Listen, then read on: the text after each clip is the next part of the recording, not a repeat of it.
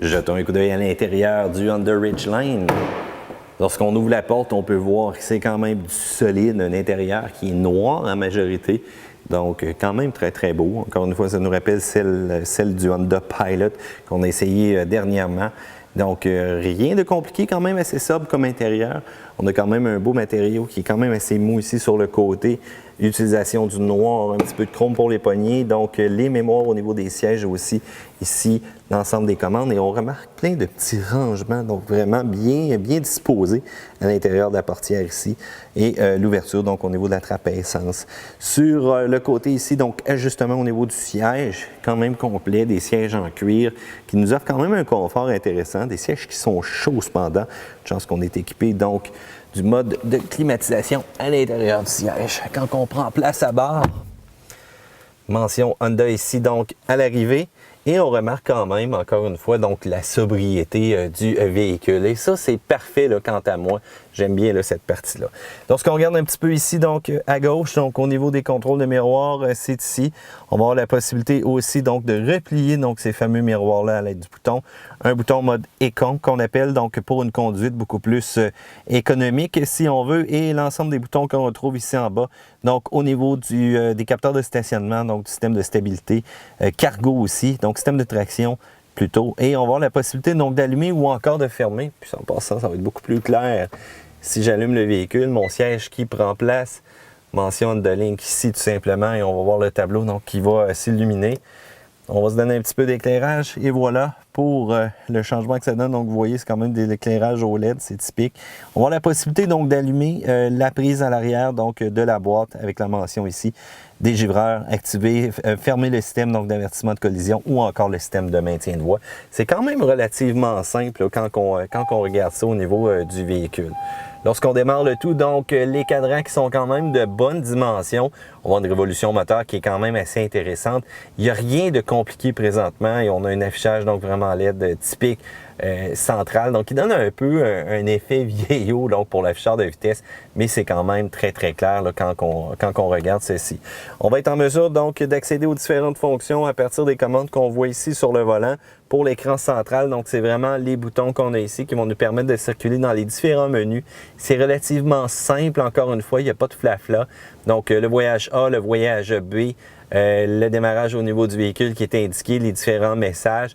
Vraiment pas compliqué. On peut changer donc, bien entendu, la vitesse. On peut activer le système de maintien de voie et lorsqu'on va faire ceci, donc on va avoir une petite séparation donc au niveau de l'écran ici et on va être en mesure donc de voir la différente information aussi par rapport au véhicule qui nous précède si jamais il y en a un. On va être en mesure aussi donc d'ajuster les différentes commandes sonores et d'accéder au système donc menu vocal lorsqu'on va appuyer directement sur la commande du volant ici. Vous pouvez interrompre les instructions vocales à tout moment en appuyant sur le bouton Talk et dire immédiatement une commande. Après le bip, dites appel téléphonique, recherche de musique, audio. Audio FM.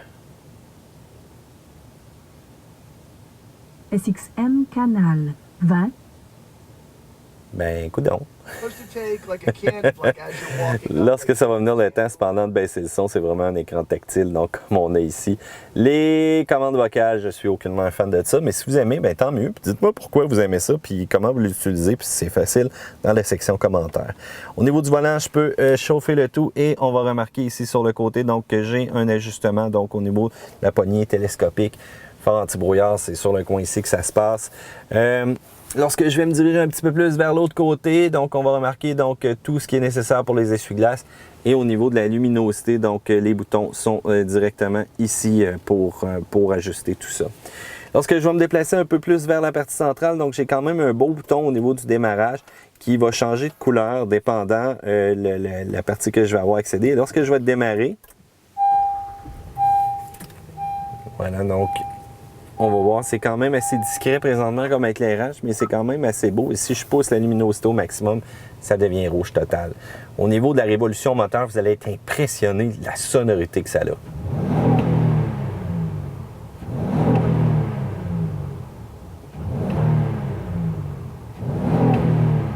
Présentement, je suis restreint, mais je vous le dis tout de suite, ça sonne en accélération. Quand le VTEC kick in, vous allez voir que ça roule quand même pas mal. pour ce petit camion-là. Je vais rallumer mes accessoires ici. Donc, au niveau de l'écran, présentement, ce que j'ai, c'est un écran quand même de 7 pouces. C'est pas nécessairement le meilleur système multimédia que je retrouve à l'intérieur d'une bagnole. Ça, je suis un peu déçu pour ça. On aurait quand même pu créer un petit peu plus d'interactivité donc avec l'utilisateur. On a différentes configurations possibles, mais comme vous allez voir, c'est pas nécessairement le système qui est vraiment le plus rapide sur le marché présentement. Et aujourd'hui, on aime ça de la rapidité. Bon, enfin, il est démarré. Donc, au niveau des différentes options qu'on a, je vais passer quand même rapidement. Donc, comme vous voyez, ça prend quelques coups. Navigation, allez hop, allez hop. J'ai demandé navigation, hein, pourtant. Je vais appuyer sur carte ici. Donc, navigation, on reconnaît donc les interfaces GPS typiques d'aujourd'hui. Et je peux accéder aux différentes configurations donc téléphoniques. C'est encore un peu lent comme vous voyez. Donc, je peux aller chercher mes historiques d'appels ou autres. Et vous allez remarquer aussi que je peux accéder à de l'information. Et une fois que j'arrive à l'intérieur de celle-ci, donc ordinateur de route, on complique souvent la vie, là. Ça, c'est vraiment un classique. J'avais ça dans les affichages donc de Honda, il y a de ça, je ne sais pas comment d'années ou autre. Vous voyez un peu aussi du reflet présentement que j'ai avec la caméra là-dessus. Ça devient sale à la vitesse de la lumière au fur et à mesure qu'on taponne avec ce système-là. Au moins du côté audio, c'est quand même pas si pire. J'ai quand même une bonne qualité parce qu'il faut dire présentement, je suis équipé avec 540 watts de puissance. Donc, quand je vais faire une sélection, et en passant, là, les catégories, on a de chance que j'ai des mémoires. Bon, BPM, tant mieux. On va craquer ça un petit peu. Ça prend du temps. Je préfère me servir du volant même. Qualité de bass, assez impressionnante. Donc, j'aime bien comment ça punch, mais encore là, totalement inutile. Ça aurait pris vraiment un bouton rond pour faire la job de ce côté-là. On va remettre tout ça en sourdine. Dans chacune des configurations, disons que je vais au niveau audio. Voilà, je sélectionne ma chaîne. Ce qui va arriver aussi, j'ai un bouton menu ici, je peux appuyer, puis je vais avoir d'autres possibilités donc, de sélection. On pourra peut-être revoir un petit peu plus tard donc l'ensemble de ces différentes configurations-là. Avec une connexion USB, j'ai accès donc au Apple CarPlay. Ça, c'est bien. Android Auto aussi. Je pourrais peut-être faire une petite démonstration un peu plus tard. Sinon, j'ai quand même une vidéo que j'avais réalisée un peu auparavant donc avec le Cadillac. Jeté un coup d'œil là-dessus. Ça fait la job. C'est les mêmes systèmes. Je peux accéder aux différents réglages. J'ai aussi différentes options, donc Honda Link. Ça encore là, ça demande une connexion au niveau du Wi-Fi. C'est pas nécessairement le meilleur système, le plus facile que j'ai présentement. Je vous laisse me donner votre avis sur lui si jamais vous avez un Civic, un Accord ou quoi que ce soit. Qu'est-ce que vous en pensez, voire même un Pilot. Au niveau aussi donc de l'affichage, c'est lui qui va me servir d'affichage lorsque je vais passer en mode recul au niveau de la caméra. Et présentement, comme on voit, ça donne une clarté correcte, mais c'est rien d'impressionnant. Je peux changer les modes cependant au niveau de l'affichage pour m'aider vraiment donc à attacher le trailer au niveau de cette caméra-là, avoir un angle plus restreint et vraiment un angle beaucoup plus large à l'arrière. Et les lignes vont être directionnelles aussi, donc au fur et à mesure que je vais tourner le volant. Luminosité, donc aussi au niveau donc, des capteurs que je voudrais donc activer ou désactiver. Je pourrais le faire là, directement de ce côté-là, pour pas des capteurs, mais l'alerte de trafic transversal que je pourrais désactiver aussi là, donc de cette manière-là à l'arrière. Au niveau de la climatisation, eh bien, c'est ici en bas que ça se passe. C'est 3 zones présentement qu'on a. On a la possibilité donc de configurer à l'arrière et côté passager et conducteur, synchronisation, les différents modes. Donc, climatisation qui est quand même puissante. On peut allumer l'air climatisé à partir d'ici. Et les contrôles arrière, donc ça se trouve au niveau d'ici. Quand j'appuie sur les configurations arrière, donc comme vous voyez, mon affichage changé, je vais pouvoir aussi verrouiller ça et allumer ou encore fermer la climatisation arrière pour celle-ci, mode automatique. Au niveau des sièges, donc, j'ai des sièges qui sont climatisés ou encore des sièges qui sont chauffés. Donc ça, c'est parfait, 3 positions. J'aime bien, tant du côté conducteur que passager. Et lorsqu'on se penche un petit peu plus en dessous ici et qu'on regarde, c'est pas nécessairement évident. Ce qu'on va voir, donc, ça va être vraiment au niveau donc, de la prise. On va avoir la possibilité de se brancher à une prise 12 volts et on a un connecteur USB qui est ici sur le coin, qui est parfait aussi donc pour notre appareil mobile. Un peu de rangement, porte-gobelet, donc éclairage OLED pour la version que j'ai ici. Transmission 6 vitesses et on a un bouton sur le côté, donc on voit des cannes, donc on va être verrouillé tout simplement. C'est pas nécessairement un mode remorquage, mais ça facilite un peu le travail de la transmission. Et on a rien qu'une position L, donc une position qui va compresser beaucoup plus. On a un système de sélection donc au niveau du terrain, donc un système intelligent qui va nous permettre de passer donc dans différentes configurations, que ce soit en mode normal, en mode neige, en mode boue et en mode sable. Donc ça, le véhicule va s'adapter donc au type de terrain qu'on va retrouver. Appui-bras, c'est un peu cheap. Donc, et voilà, donc il est bien placé comme ça. Et j'ai du rangement quand même assez impressionnant, c'est quand même très très gros. Je vais avoir prise 12 volts aussi, prise USB qui va être en dessous ici. Et j'ai même un petit rangement, donc je peux déplacer. Je vais avoir donc au niveau du coffre à gants quand même une bonne dimension, noir piano un peu, puis une belle finition quand même un peu tout le tour du véhicule. Un peu plus en haut ici, miroir pour l'arrière, ça, on dirait qu'on l'a oublié donc lorsqu'on a pris le Honda Pilot, puis on a mis ça là. Je vais avoir aussi la possibilité donc d'ouvrir donc la vitre à l'arrière ou encore le toit ouvrant avec les différentes commandes ici. Puis si on regarde au niveau de la vitre, ça rouvre quand même assez rapidement. Ça va donner la possibilité donc de s'aérer un peu en mode typique camion. Donc miroir aussi qui va s'ajuster donc selon ce que j'ai en arrière. Au niveau donc des appuis-têtes, éclairage halogène très ordinaire, ça je sais pas trop c'est quoi, donc un bout de tête que quelqu'un a laissé. Et on peut bien entendu étirer le pare-soleil, avoir une extension. On va se déplacer à l'arrière. Ah oui, puis en passant au niveau de l'affichage donc des angles morts. C'est directement ici que ça se passe, donc dans le côté donc, du miroir. C'est là qu'on va voir vraiment si un véhicule donc s'approche dans mon angle mort directement avec cette petite lumière-là qui nous donne un petit signal. La section arrière, c'est quand même cool, vous allez voir. J'ai bien aimé. Ça offre en masse de place. Et là, présentement, vous voyez que j'ai un banc quand même relevé. Remarquez un peu l'ouverture de la portière. C'est pas nécessairement très très large comme portière à l'arrière. Une belle largeur, mais ce que j'aime surtout, c'est l'intérieur, la configuration, le rangement que je retrouve. Quasiment de l'espace pour le cellulaire.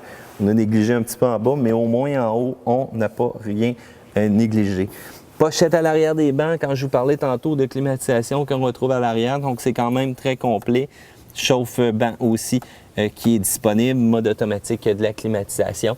Et le banc relevé, c'est ça que ça donne. Et on a ici, donc, porte-gobelet encore une fois, rangement, donc dans la section. Si jamais on veut relever le banc exactement comme l'autre côté, on tire tout simplement ici, on pousse et il faut quand même relâcher pour que le banc clip. Et on n'a pas besoin de se préoccuper donc de tirer sur ce morceau-là. Tout ce qu'on fait, c'est qu'on abaisse, ça va sortir par lui-même et on clenche le banc. Ça prend 30 secondes et ça donne un très beau rangement. Il faut vraiment relâcher la clenche pendant, n'oubliez pas ça. Ça donne un très beau rangement, puis la raille n'est vraiment pas trop dans les jambes comme on dit. Donc on va être capable d'avoir du rangement impressionnant à l'intérieur. Ce que je voulais vous montrer tantôt, regardez bien ça. Ça, c'est l'affaire la plus cool au monde. Donc disons qu'on est en mode un peu party, vous avez rempli la glacière à l'arrière. On va repasser en mode drive, s'il vous plaît. On va lever le volume un peu. Donc, vous avez le goût de faire un party audio de caisse. Et on va activer donc ce système d'audio de caisse-là. Et regardez bien quand on se dirige à l'arrière. C'est ici que ça se passe. Là, il n'est pas trop fort. C'est pour pas nécessairement vous empêcher donc d'entendre correctement. On a des caisses qui sont vraiment cachées ici tout simplement. Puis bien entendu, quand le party est pogné, ben, c'est une question de lever le son. Donc si vous prenez le son ici, c'est sûr que c'est pas très hot côté bass, mais l'important c'est pas la bass, c'est avec qui vous allez passer des bons moments dans cette caisse-là. Donc c'est un système qui est quand même assez génial. Puis bien entendu qui ne sera pas nécessairement exposé aux différentes intempéries que vous allez retrouver. En passant tantôt, je vous parlais au niveau de la prise aussi, donc à l'arrière. Donc lorsque vous l'activez à l'intérieur du véhicule, c'est directement ici qu'elle se cache. Donc une prise donc avec un voltage intéressant qui va vous permettre de brancher différents équipements pour continuer votre party. Est-ce que vous aimez l'intérieur du Honda Ridgeline? N'hésitez pas à me le dire dans la section commentaires en dessous. Et allons jeter, et oui, en passant, le bon vieux break à pied dans un camion, ça c'est un classique. Allons jeter un petit coup d'œil au niveau du compartiment moteur. On lève le tout. V6 3.5 litres, quand même assez gros, technologie Earth Dream, donc technologie non polluante du côté de Honda. Pour remplir le bouchon, c'est là que ça se passe au niveau du lave-glace. Et en passant, le couvert était mal placé, donc c'est pourquoi qu'on ne voyait même pas la baguette. Donc très important, on dirait qu'on a joué avec un peu, là. Très important de bien le placer et de ne pas laisser ça lousse à l'intérieur du compartiment moteur. Et bien voilà, aimez-vous l'intérieur du nouveau Honda Ridgeline? N'hésitez pas à commenter dans la section ci-bas.